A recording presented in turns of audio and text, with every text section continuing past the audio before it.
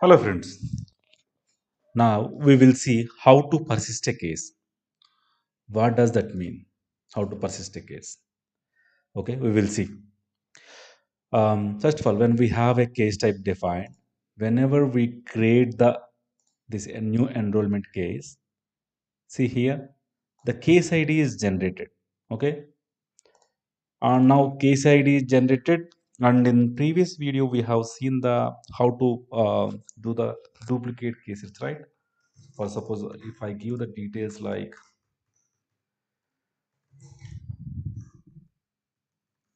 and I click submit. See, it is giving the two duplicate cases. Okay. So if we want to close this case as a duplicate, what we do?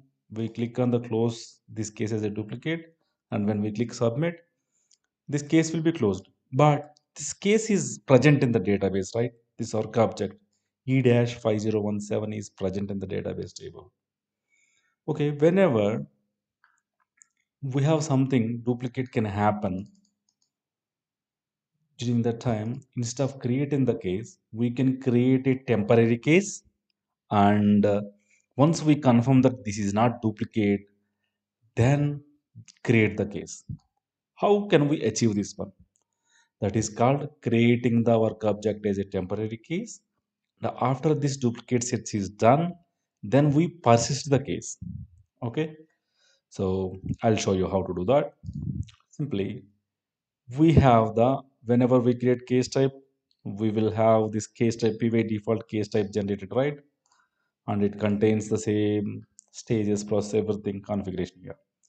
So when we go to advanced tab of the case type rule, there is a temporary case. This is a duplicate, so this will not be displayed on the case lifecycle. But here when we check the checkbox save, after saving, I'm just going to refresh the our case type here.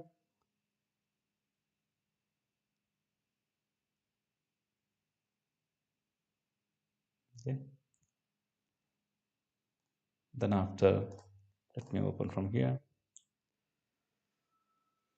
So now what will happen? We will test. I'm running this case. See here, the case ID is not generated. Okay. When I go to clipboard, click on the PY work page, Control F temporary.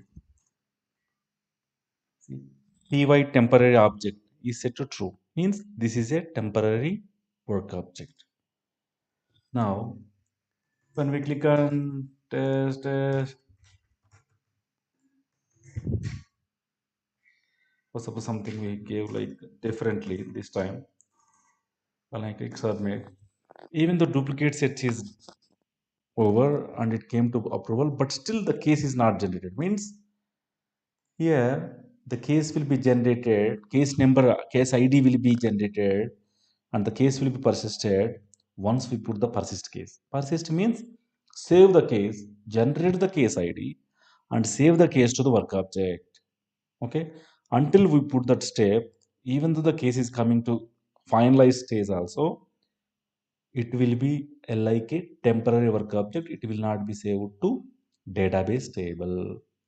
So how to do that is we have out of the box automation called persist case. Okay, so let's select this persist case. Simple, that's it. Save. Now let's create the case enrollment, and this time also give this abc.com. And when I click on submit, if you see, so we came to the duplicate display duplicate cases section. Here, if for suppose if we click on the ignore and continue and click submit, then case ID got generated E5018. Now, whenever case ID generated, it is saved to the database table as well, and we can work on it.